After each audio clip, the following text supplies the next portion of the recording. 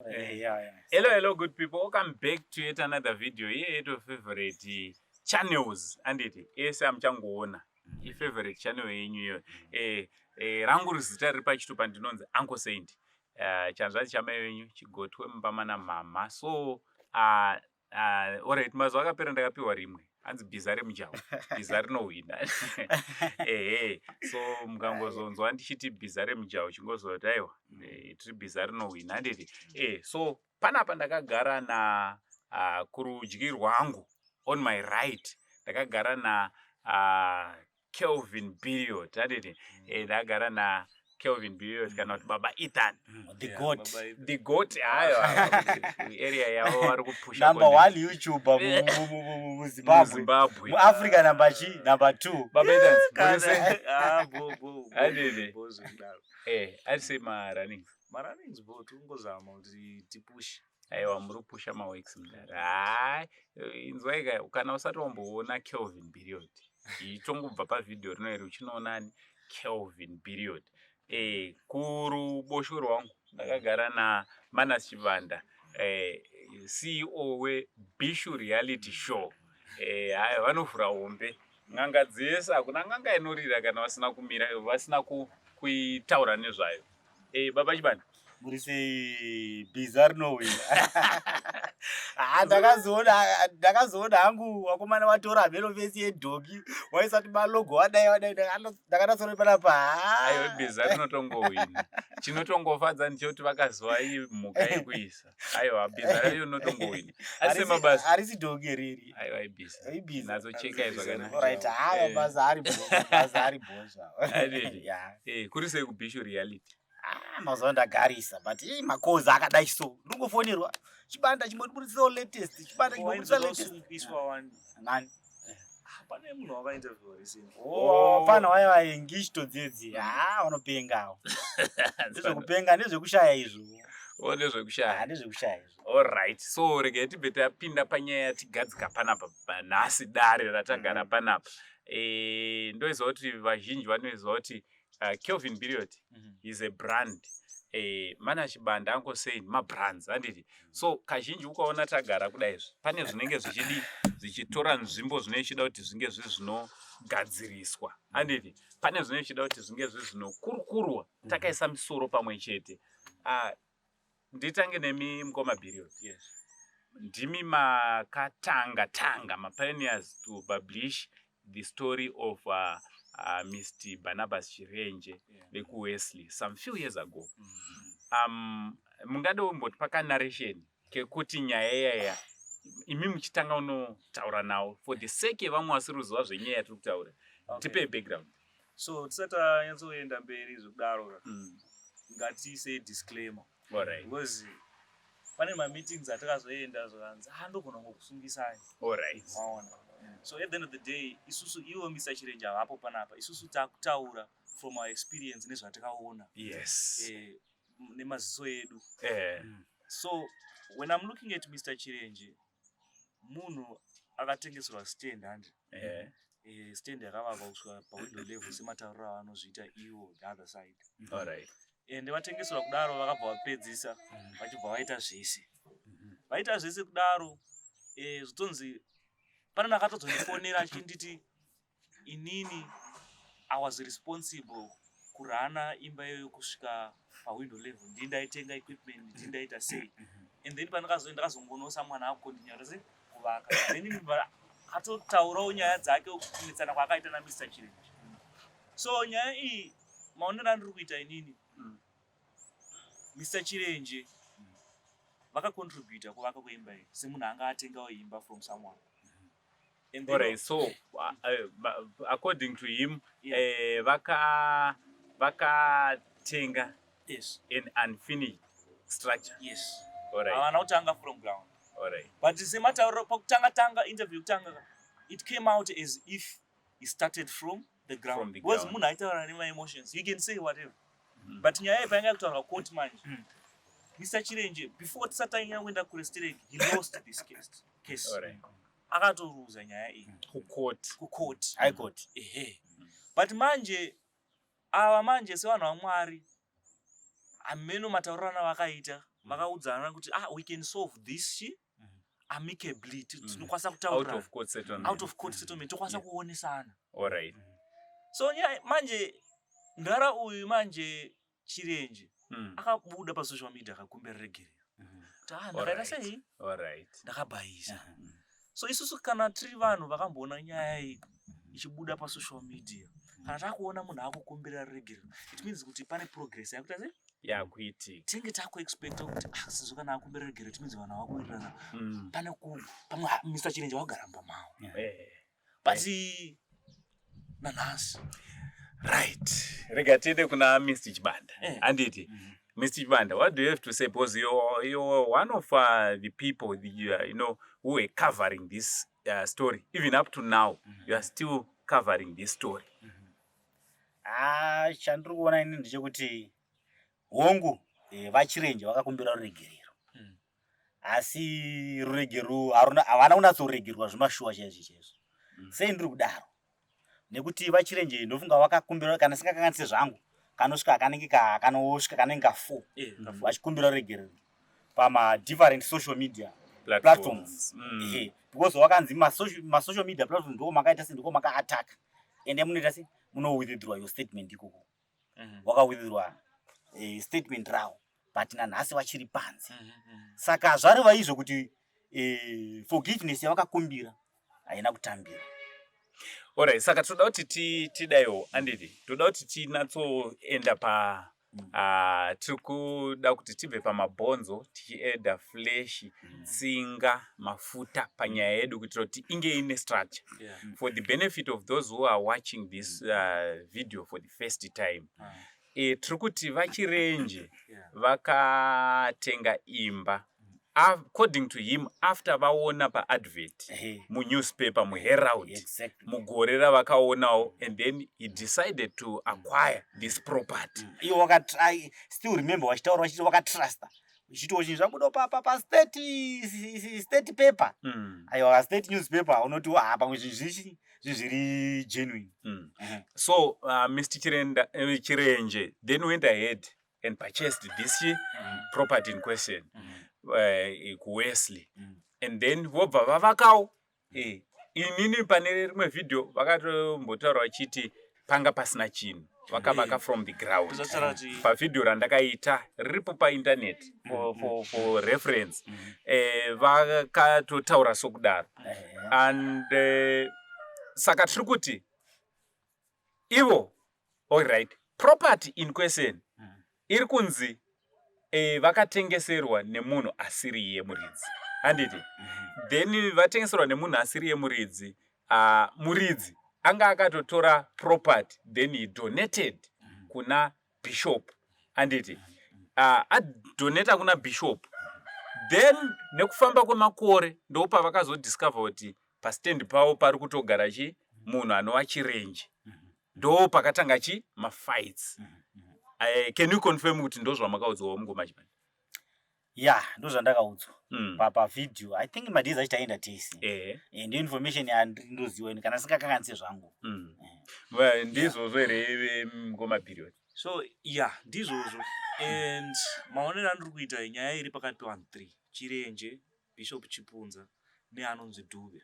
Alright, Dube ndiye wekunzi akadonata property kuna Bishop.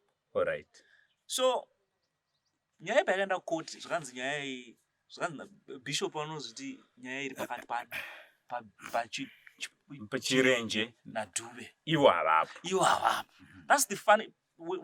I'm analyzing as a content creator. I'm analyzing as someone who is seeing it as it is.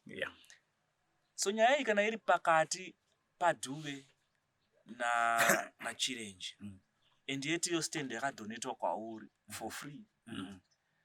Semunhu waMwari chinongokutadzisawo kungoti inini nyaya iyi yaita kakunetsa ende yasvibisa zita rangu. Kundakangobudawo ndakangomirawo kuti aiwa zveshuwa Chirenje wakaruza nyaya iyi, but ini semunhu waMwari ndiri kukupa sezvo ndakachipiwa sechipo. Hongu ndakavaka kusvika pa level I lost money, but I'm giving you as it is. Kana ndichikomba because papa azobuda nyaya dzokuti anozoda kukombansetwa, kuti pane 2000 yakazonzi yakabuda ifana kuenda kunani kuna Chipunza 2000 nazoti sanangure nazo handisiziva nezvemari iyoyo. nyaya iyi yemari futi iyoyo yanga kunetsa pandakaenda last time iyoyo mari yainzi haisi mumaoko machirenje iri mumaoko maSamuel atisingataure mazita panapa. Alright. Ende munhu yangangoichengeta mari iyoyo ichinzi Ende munhu iye anonzi indakainzwa ichinzi munhu iye andori prophet. ndi prophet. Andoriwo mufundisi. Then he decided to keep that money. Haana kuiendesa kuna Chipunza. Iyi mari yakanga iri yekuti sorry. Alright, ngatidzokere kumashure. I was the first person Chibanda vachishuta video. I was the first person vakaita video now vachiapologize. If you remember very well. Yeah, tikuziva. Takatoenda kumeeting iyoyo kuoffice kwaProphet ava vatisiri kuzotaura hedu nezita.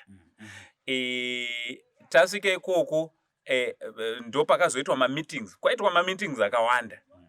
Aipa mahopes kunani kuna chirenje kuti zoni aiwa next week ndakutozopinda mbamani mumba.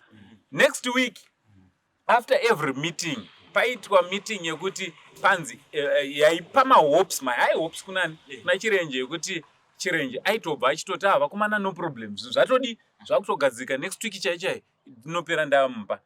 And then after taita video isusu takamborega kuripublisha because we could sense kuti these guys they are after something. Can you confirm? Chokwadi. Maonero angu inini ndogona kunge ndikuona series ndogona kundoona chaizvo. Apology yakaitwa yega it was forced apology. Ipi yachona? Esa akaitwa. Nemhaka yekuti isusu wakaona yo kuti zvinenge zviri kutanisha image ya bishop. Image ya bishop you see. Nekuma family ne everything kutanisha everything. So I don't think that wada kuda try way kuda kuchenesa zita nayo but property was kuita hand over. Dai vaida kuita hand over property dai yakaitwa kudhara. Dai yakaitwa before isusu satauya. Varume musatambe nekuti munhu anogara 4 years panze. Musi wandakaenda kunovaendesa kuchipatara ini ndee ndakasvika amishana ndakangonyumba ndafona mudhedhi muraite ndinokunza munhu aiti ari kugomera pafoni kochi handisi kunzwa zvakanaka ndosvika kusvika mukati murwere manga akarara nekupisa kuri kuita kunzoku hamumugare kana 10 minutes mukati maipisa tiramire dambuta nezvaapology zvemaapology takaita pekutanga iyi to be honest isusu takasvika apology yenge yanyorwa kudhara papepa. Hatisi kuzoti yakanyorwa nevo vachirenje here kana kuti vanhu ava ndo vakanga vanyora kudhara. Indinofunza kuti apology yakaita zvekutodraftwa scripted apology. Haisi yemaoko haina kubva mudeep mumwe mavachirenje apology. Kufunga kwangu ndo zvandikufunga. No, Chibanda akusufunga kwako. Mafungira kuti munhu wese mu Zimbabwe. Everyone can see. Pane apology yakapostwa musuna. Is it yesterday? Yesterday. Vanhu avapengesha kuti vanhu vese comment kubva kutanga kusvika kupesera munhu kuti this is a forced apology. They are not stupid. People can see through this. Ende futi zvimwe zvinhu zvaitaurwa kutombotaura behind the scenes apa. Ndinoda kutaura apa. Zvainzizvo achirenje pawaita apology hawana kushowa remorse. Vanofanira kuramba vachidzokorodza kusvika washowa remorse. Maviewers vari kutoona kudhara kuti apology is scripted this and that. Ndiri kunyepera man. Ndoda kutaura chokwadi. Inzwai. Icho chiri kutosakisa kuti varambe vachidzokorodza kuti pamaimwe apology. Taura futi because of all the people Chirenje can never say anything good about the bishop. That is true. Yeah, let's be honest. You can say it again. All the people. Anditi ngatichi tinatsotaura ichokwadi Chirenje have got nothing good to say about the bishop. For him to be saying the great bishop it's pathetic. That is pathetic. No, zvose vanhu vakuruka. I think they should have stage managed something chiri better than grace. Yeah? Your grace kune munhu wamainonge anzi vakambonongedzana futi kavaruma. Iwe vachirenje vakutokwanisa 4 years vachigara panze. Nhasi ndakazoona paderi kwevideo kuti anzi is a good man of God. Aporesa vanhu vakawanda. Yaumana moti ichokwadi icho chokumana yochigara panze uchiti munhu is a good man but uchigara panze 4 years. Hanzi now I'm in a process way of my healing. Through the men of God. Arumeka musada nafanike maZimbabweans akapusa. Unoti pane video ratakaposta apa imakaendawo ndaka. Vanhu vakapanika because at the end of the day munhu akarwara ende vakabva vatanga kufunga kuti munhu akafa uyu nemabudiro aita pasocial media hapagariki paya kana izvo imba yezvika hanzi vakailuza nyaya imi anogara ipo pandiana hapana plus wona kana iri vakailuza imba yakapiwa kuna Dhuve handiti mukoti hazvisiri mudara ndingazivo ndine property 90,000 kana 100,000 izvezvi ndongoisiya munhu achigara for 4 years inside of them they know kuti we cannot stay in that property because isusu pawindow level kubva apa zvichienda musoro zvimwe zvese zvakaitwa pane mari yemurume uyu. You understand? So for him to be saying all those words which were said by Mr. Chirenje, they are not his words. He was saying that for zvine kumanikidzwa mukati, and he's just doing this munhu apererwa ari kuzoti ndakatoluza nyaya iyi.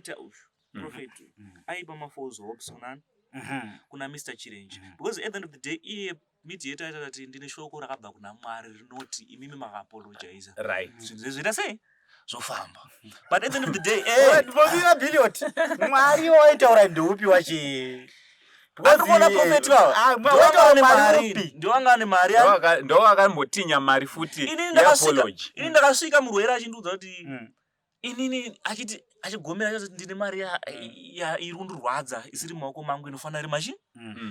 Ndakati nani zvikanzi na prophet vandafonera unzo ndakati uyu munhu ndikumuendesa kuchipatara imi ndimuita sei unofanira kubhadhara because ndimi mune mari. Vakauya vakatanga kutsika kuti munhu aende kuchipatara unzo ndakati aiwa inini kamera yakuti akutorekodha uyu munhu takutomuendesa kuchipatara ndiwo akatozonobhadhara then mari ibva yatozopiwa akatozopiwa mari yake.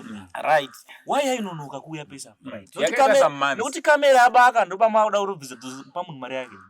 Right, ndoda kuti nditi comment panyaya wataura uchiti kune muprofita akati atumwa naMwari kuti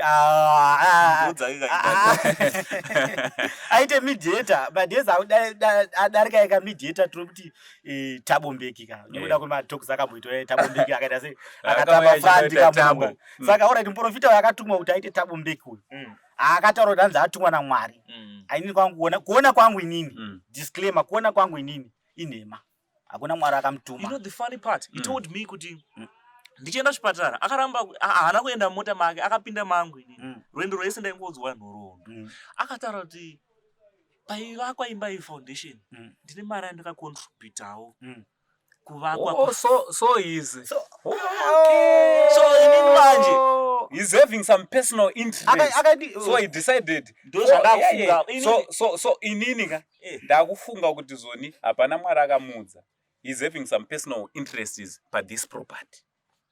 And pandakaenda personal meeting yandakaenda inini na Bishop Chipunza na iye vaida kuti ndirekode video ndero ndakaenda nemupana anonzi Billiard andatozorekodha ndakatoramba ndakati ndikwanise kurekodha video imimi muchitaura muchizvichenesa inini hangu zvaizvozvi kana ndichirekodha video ndikurekodha video kuti imimi muchibuda Bishop muchipa Chirenje kana kuri kupa nemwoyo wenyu anda vakailuza ndingatobuda ndichitaura kuti aiwa zveshuwa Mr. Chirenje vakakanganisa kutanisha image zveshuwa kutanisha image pakakanganisika hatisi kuramba ende vakaluza hatisi kuramba but you as a bishop bishop hachisi chinhu chekuti tingatoise basa. Bishop tinofanira kunzwa kurema kana tichitaura nemi so but chibanda unganzwa kurema iwo uchiona kuti murume uyu atambura anaiwa nemvura 4 years panza. Just imagine. And a suitri meeting, there are people waiting outside and you're supposed to pray for them. But ndara handikunyeperei vanhu havasi stupid kuti social media yese painoona nyaya. Do you think kuti vanhu havasi kuziva here kuti Chirenje akaluza nyaya? Vanhu vakuziva kuti Chirenje akaluza nyaya.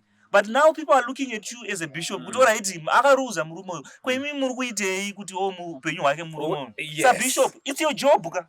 Uri kuona kuti ininiwo chimwe chakandikachamadza kuchenesa zita anditi hakuna kuipa. Hakuna. Kana rasvibiswa zita une kodzero yekuti zita rako rakasvibiswa kana une zita rakanaka ringe riri rinocheneswa.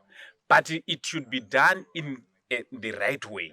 You cannot force a full grown-up man and tell him what to say per camera. You cannot write a script. It should come from his heart. And the only way you know that this man ange ari apologize from his heart. If you open the doors for him and akapinda mu property market, I'm telling you, he will say things from the heart. Exactly. Murume Bishop akati ndakukuvhurira. Azvingana meeting. Azito moyo wake mudhara ndo paanototaura anotokumbira ega kuti maita basa nemoyo wake chaiwo. Zvaizvo zvese everything is forced from how people see it. And ticharamba tichingotara disclaimer, these are our own opinions. That is why Mr. Chirenje vasipo panapa. Atinobva tatombovafonera tikutaurawo sevanhu kuti mana muneonawo sei nyaya. Mira ndizadzise kuti pa disclaimer hatina munhu atituma kuita this video.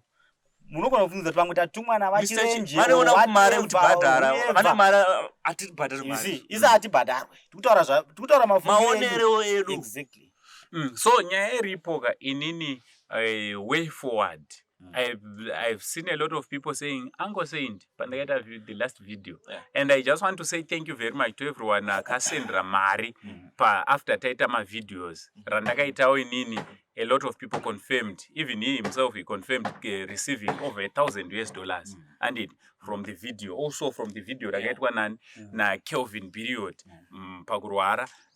Thank you very much, guys. Vese vakatumira mari kuna vachirenje. Ya vachirenje kutingeri ichinowabatsira. Thank you so much. So diri panyaya papo, a lot of people have been suggesting, guys, why how about if we open a GoFundMe for Mr. Chirenje and buy another property for him? And I'm telling you the truth. If we open that GoFundMe, we will be able to buy that property. Yes. That is even now, because these people, these are the people who have been supporting Mr. Chirenje from day one. A lot of people vandotoziva vari kubhadhara vanotobhadhara Mr. Chirenje through our videos. Ma school fees chaiwo, ma groceries chichi mari anditi. Avamborwadziwe kuti aiwa ngachingomitira property yake nyaya idi ipere. But Mr. Chirenje chinyango vakaita imwe property, I want you to know. Vane mari yavo yavakaisa pa that property.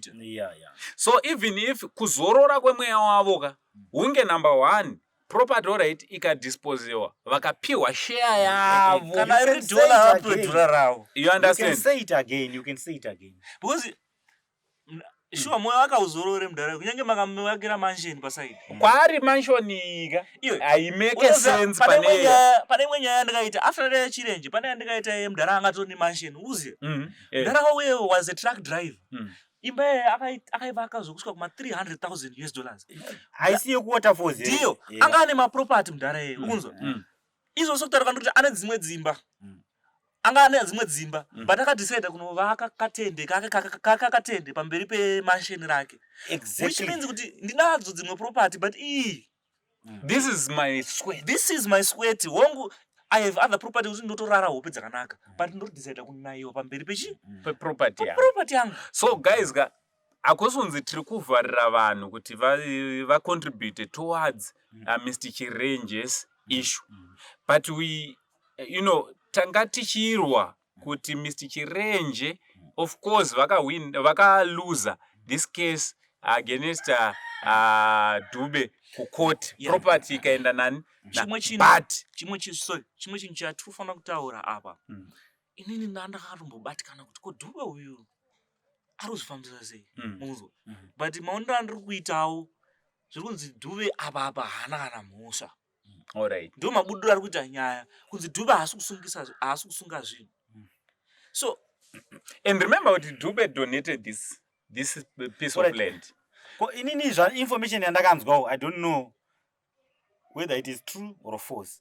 Zikunzi property ichiri muzita raDube kuSito Ferrari. Okay. Right. Zvaichiri muzita raDube anga akaidonata iyo kuna vachipunza. Ko haangakwanisi here kuita reverse deal kana ari pashure ongodonata kakuna vanhu. kuna vachi Tambo idzi, pane tambo. Yeah, it's a good idea, but pane tambo. Imagine Pane vanhu vakazvita. variku Anobva zvinonyadzisa kuside rabishop. Hazvinyatsokubuda zvakanaka, but it's a good idea. The reason why they are not doing it, their strings attached to this whole thing. Saka apa zvakunetsa, but inini chiri kundinetsa ka bishop avanga vasingafaniri kusvibidzwa zita. You know why? Iproperty yakadonetewa yobva yazoita mashoko, yobva yazodii.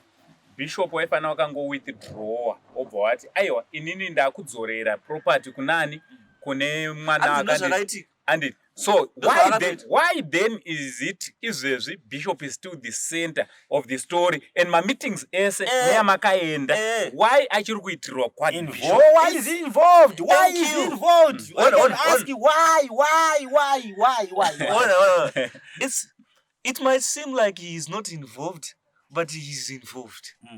Because he's involved behind the scenes and zviri kuoneka. Yes. Zviri kuoneka. Because at the end of the day, pane kakubuda kazviri kuita kuti bishop varada ndo maonero angu varada kubenefita from this. Because there was a compensation. Because they was involved ka. They tiri kunzwa ma talks aka ari kuitwa between vachirenje and na vadhube.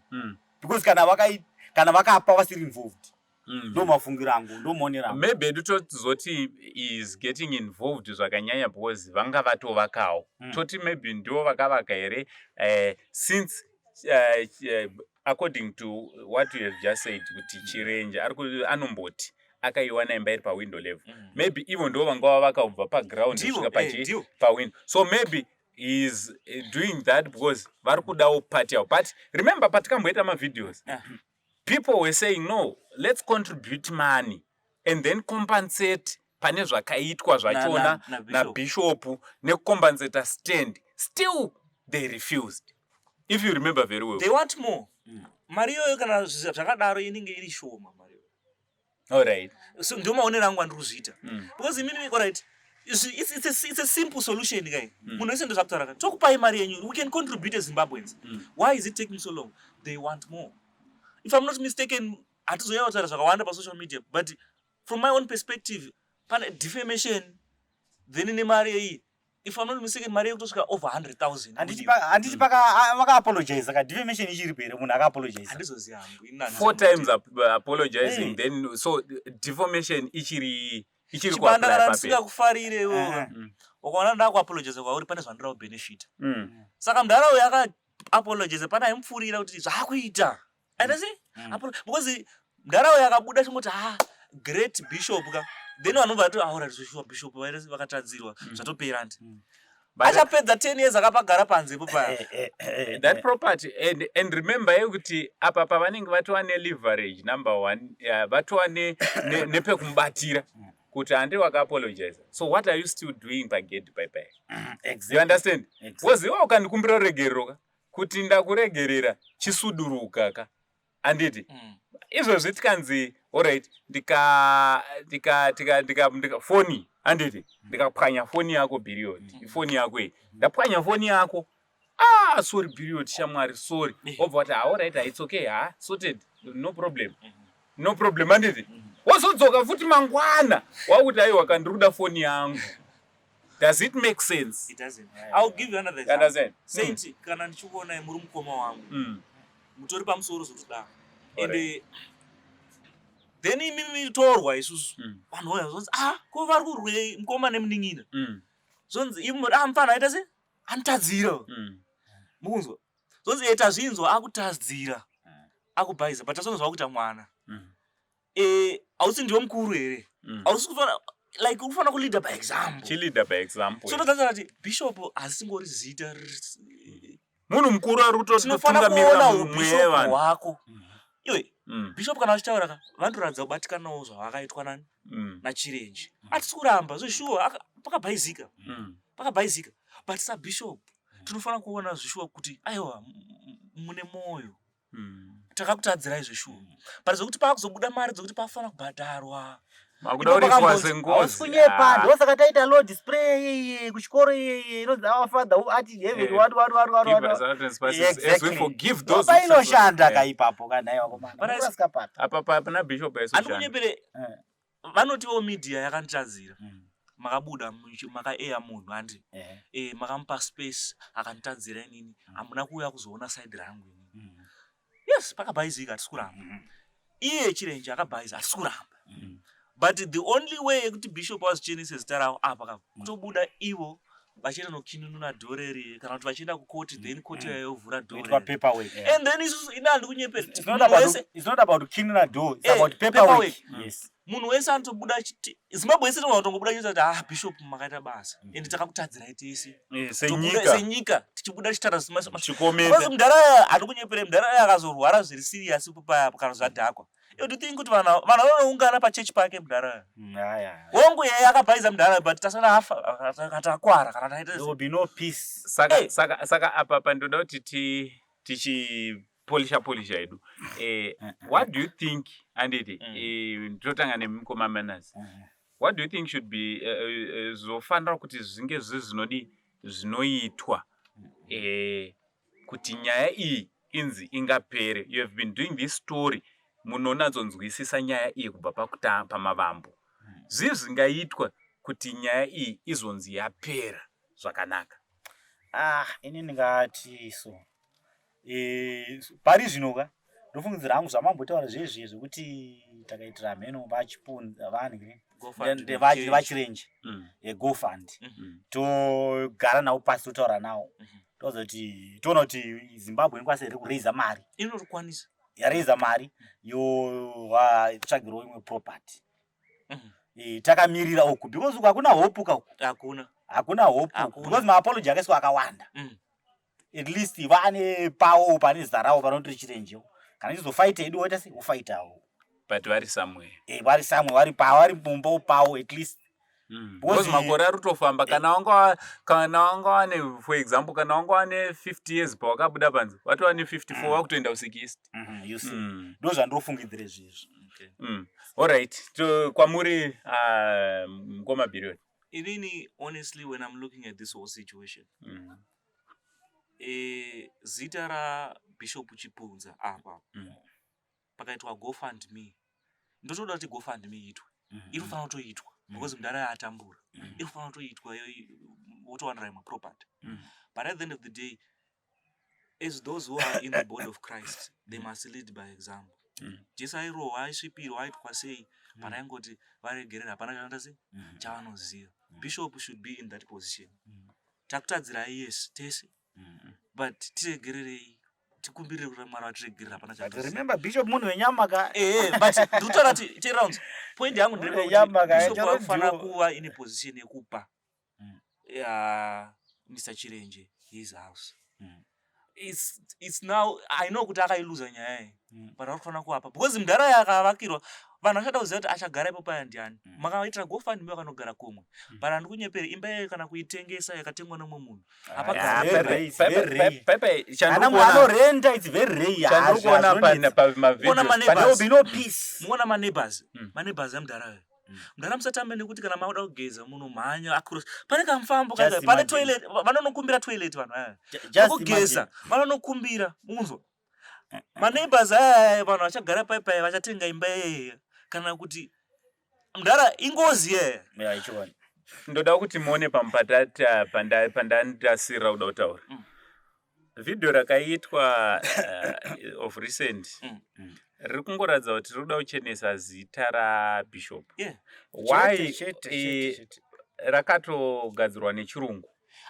Wait, rega ndiunzwe pandoda scripted ndazve ndokuhwisisa ndiri kudzoka kwauri ndata kuda kupeta but rakagadzirwa nechirungu ende mashoko avo ese avaitaura ekuti His Grace the Great Bishop, you know, no, there are some diasporians vasinganzwe vaida kuratidzwa ini mafungiro angu kune vari kunze vasinga varungu pamwe vanosapota Bishop vari kubvunza kuti ko story iyi ndeipi. So that video the evidence iri kuda kuendeswa kuti aiwa onaika evidence yekuti Muchinda akakumbira regerende akadi akanitaridza chirungu manje achinetse kudi kuwa azizvi zvazvekuchenesa zita ameno mafungiro wangu waro kana uchitora kana kuti unoti great bishop nemushona unoti kana kuti great bishop nemushona unoti azvina urebe chiremerera but kana chachirungu manje zvezvane kadhati I was surprised. his grace Iwe wakumana kamusada kuti his grace. So yes, the apology is supposed to be there, but yes.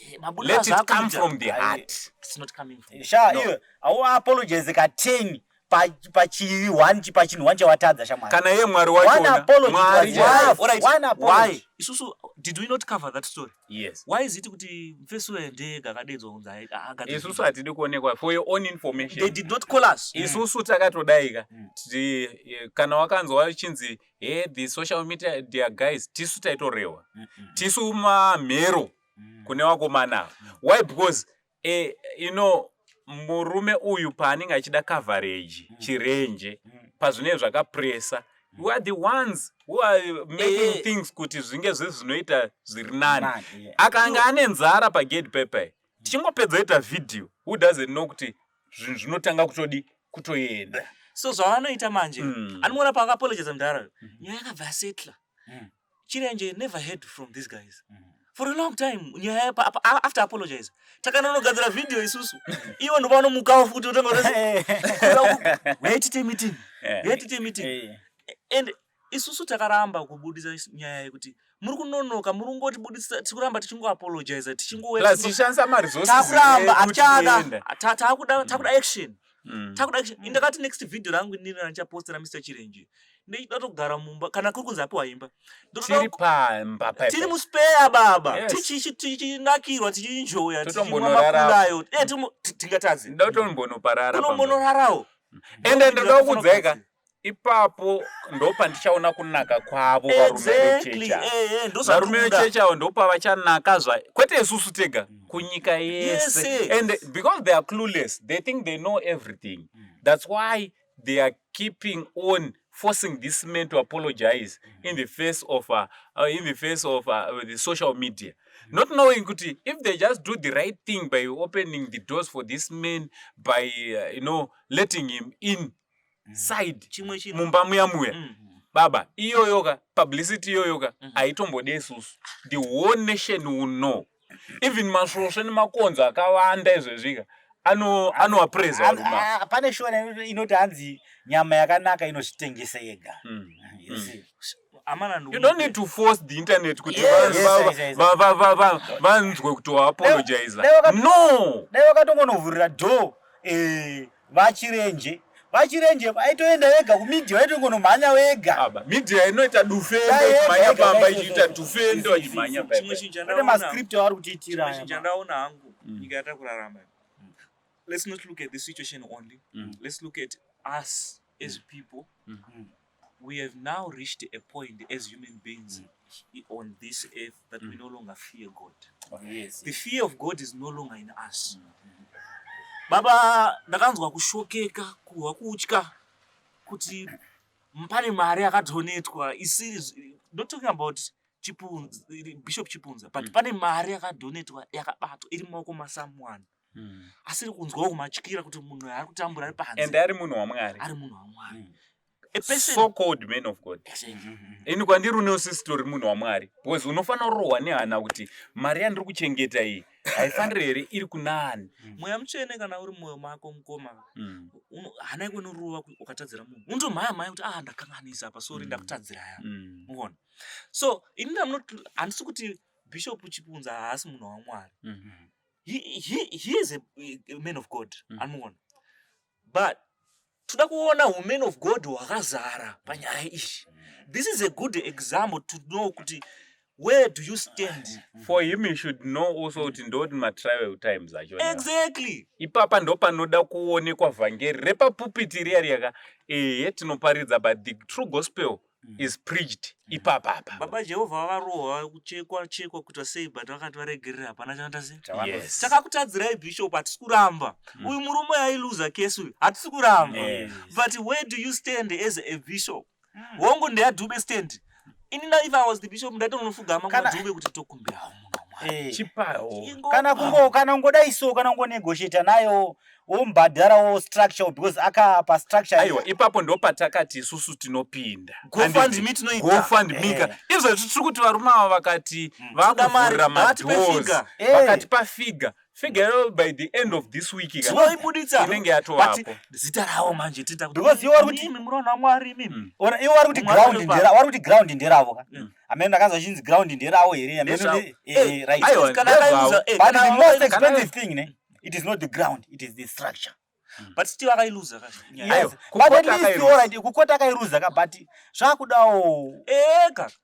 Wangoti alright wakaruza alright ka but angokompensate a certain amount of your structure.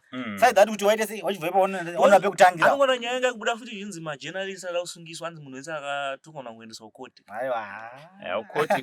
Koti kwesusu isusu atirambika. Isusu remember kuti tiri ma registered journalist and we are, tiri ma takagara takadeo. Tiri ma law abiding citizens. And if we are publishing zvinhu zviri kuitika moso yedu inenge iri papi? Anzi maatanisha zita rangu. No, pese panoitika nyaya panenge pese pawakaita nyaya iyoyo panenge pane nyaya, pane two sides. Pane side rakanaka ne side rakasviba. Pane three side. All right. Side A and B and reality. All right.